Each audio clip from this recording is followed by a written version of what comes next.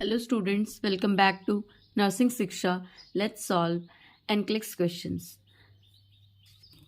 So here's the question.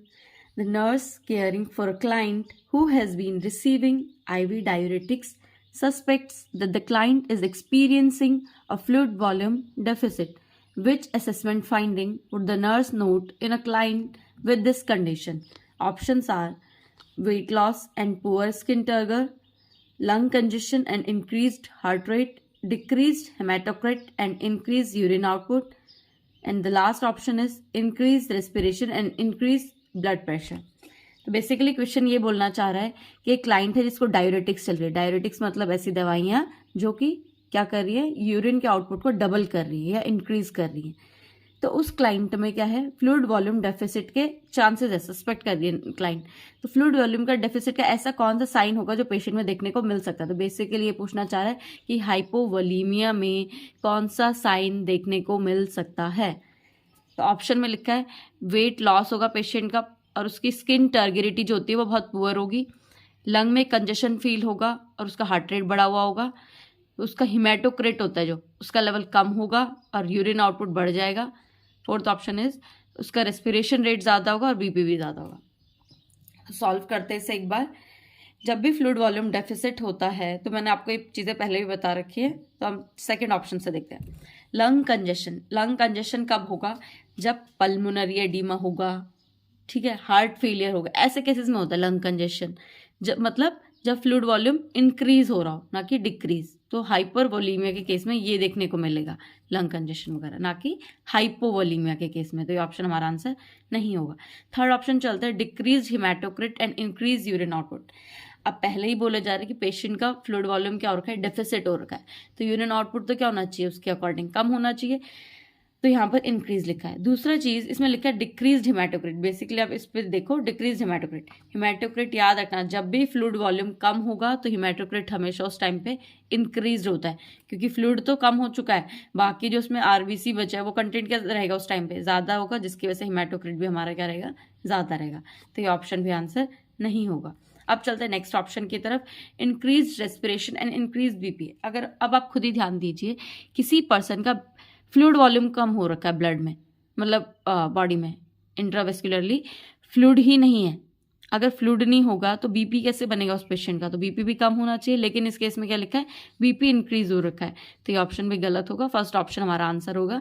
Patient का क्या हो जाएगा, वेट लॉस हो जाएगा. हमें पता है हमारी बॉडी का कुछ परसेंटेज क्या होता है, वाटर बनाता है, वेट. तो वाटर अगर कम होगा, फ्लूइड वॉल्यूम कम होगा, तो वेट क्या हो जाएगा, पेशेंट का लॉस हो जाएगा. जो भी उसकी स्किन टर्गरिटी है वो भी क्या हो जाएगी, पुअर हो जाएगी. So the next question is, on review of the client's medical record, the nurse determined that which client is at risk for fluid volume excess. इससे पहले जब हमने क्वेश्चन किया था उसमें फ्लूइड वॉल्यूम डेफिसिट के साइन पूछ रहा था. अब इस क्वेश्चन में बेसिकली पूछ रहा है फ्लूइड वॉल्यूम एक्सेस के साइन, कि फ्लूइड वॉल्यूम जब भी ज़्यादा होगा, मतलब हाइपरवोलीमिया में क्या साइन देखने को मिल सकता है, या कौन सा, साइन इसमें पूछना चाह रहा है कौन सा ऐसा क्लाइंट है जो कि रिस्क पे होगा फ्लूइड वॉल्यूम एक्सेस के. ठीक है, मतलब जिसको हाइपरवोलीमिया के ज़्यादा चांसेस होंगे. तो पहला ऑप्शन लिखा है द क्लाइंट टेकिंग डायूरेटिक्स. अब हमने इससे पहले वाले क्वेश्चन में देखा था जो क्लाइंट डायूरेटिक्स ले रहा था उसका तो क्या हो रहा था, फ्लूइड वॉल्यूम डेफिसिट हो रहा था, ना कि इंक्रीज हो रहा था. तो ये ऑप्शन हमारा आंसर नहीं होगा. आगे चलते हैं. नेक्स्ट लिखा है the client with an ileostomy from a recent abdominal surgery. एक क्लाइंट है जिसकी इलियोस्टमी हुई है. तो अब इलियोस्टमी मतलब इलियम में ओपनिंग, अगर इलियम से ओपनिंग रहेगी तो फ्लूइड क्या रहेगा, ज़्यादा वहाँ से रिलीज होगा. तो इसमें भी क्या होगा, फ्लूइड वॉल्यूम डेफिसिट के चांसेस होंगे, ना कि इंक्रीज के. थर्ड ऑप्शन है the client who requires intermittent GI suctioning. अब ऐसा क्लाइंट है इसके बार बार बीच बीच में क्या कर रहे हैं, जीआई सक्शन कर रहे हैं, मतलब उसके जो भी जीआई फ्लूइड्स है उसको रिमूव कर रहे हैं. तो उसमें भी क्या होगा, डेफिसिट के चांसेस होंगे, ना कि इंक्रीज के. अब लास्ट ऑप्शन हमारा आंसर होगा. तो देखते हैं the client with kidney disease and a 12-year history of diabetes mellitus. एक क्लाइंट है इसको किडनी की डिजीज है. अब हमें पता है किडनी डिजीज में क्या होता है, फ्लूइड वॉल्यूम एक्सेस होने के ज़्यादा चांसेस होते हैं पेशेंट को. क्यों, क्योंकि जो भी हमारी किडनी प्रॉपर फंक्शन नहीं कर पाएगी उसकी वजह से क्या होगा, प्रॉपर एक्सक्रीशन नहीं हो पाएगा यूरिन का. तो फोर्थ ऑप्शन हमारा आंसर हो जाएगा. नेक्स्ट क्वेश्चन पे चलते हैं. Which client is at risk for development of potassium level of 5.5. तब हम इसमें हमें ये पता होना चाहिए कि पोटेशियम का लेवल नॉर्मली कितना होता है. पोटेशियम का लेवल नॉर्मली कितना होता है मैंने आपको बहुत बार बता चुकी हूँ, 3.5 to 5 M equivalent per litre, ये नॉर्मल पोटेशियम लेवल होता है। अब इसमें देखिए जो पेशेंट का बता रखा वो कितना है 5.5, मीन्स पोटेशियम लेवल क्या हो रखा है ज़्यादा, मीन्स हाइपरकेलीमिया। तो ये पूछा गया कि इनमें से ऐसा कौन सा क्लाइंट होगा जो कि हाइपरकेलीमिया के रिस्क पे होगा, जिसका पोटेशियम का लेवल बढ़ सकता है। तो फर्स्ट ऑप्शन देखते हैं, the client with colitis. Colitis वाला जो क्लाइंट होगा वो कभी भी हाइपरकेलीमिया के रिस्क पे नहीं होगा, तो ये ऑप्शन आंसर हमारा नहीं होगा। Next option the client with Cushing syndrome. Cushing syndrome के बारे में मैंने आपको बहुत बार बताया है। कशिंग सिंड्रोम में हमारा क्या होता है, एल्डोस्टेरॉन, ग्लूकोकॉर्टिकॉइड, जो भी हमारे मिनरलोकॉर्टिकॉइड्स होते हैं वो बढ़ते हैं। जब भी ग्लूको और मिनरलोकॉर्टिकॉइड्स बढ़ते हैं तो उस टाइम पे हमेशा हमें क्या देखने को मिलता है, सोडियम और वाटर बॉडी में ज़्यादा देखने को मिलता है, पोटेशियम और एंड H+ आइंस, इनका बॉडी से ज़्यादा एक्सक्रीशन होता है, मतलब ज़्यादा बॉडी से बाहर निकलता है।